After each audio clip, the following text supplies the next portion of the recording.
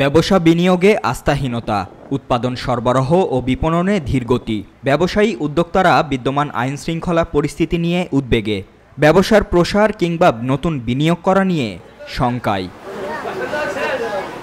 উচ্চ মূল্যস্ফীতিতে ভোগের চাহিদা কমেছে। পুরো উৎপাদন ব্যবস্থায় শ্লথগতির রেশ।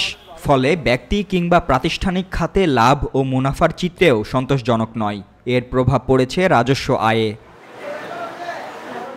আগের সরকার উচ্চাভিলাষী রাজস্ব লক্ষ্যমাত্রা দিয়ে গণ অভ্যুত্থানে গদিছাড়া হলেও তাদের রেখে যাওয়া টার্গেট অনুযায়ী কাঙ্ক্ষিত রাজস্ব আসছে না, বরং রাজস্ব আয় বড় ধরনের ঘাটতির পথে।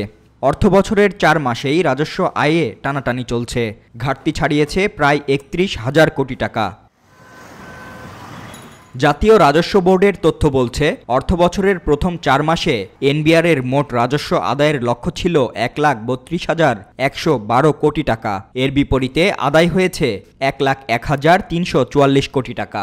এ সময় আমদানি শুল্ক, মূল্য সংযোজন কর ও আয়কর এই 3 খাতের কোনোটিতেই লক্ষ্য পূরণ হয়নি। 3 খাতেই লক্ষ্যমাত্রার চেয়ে রাজস্ব আদায় কমেছে।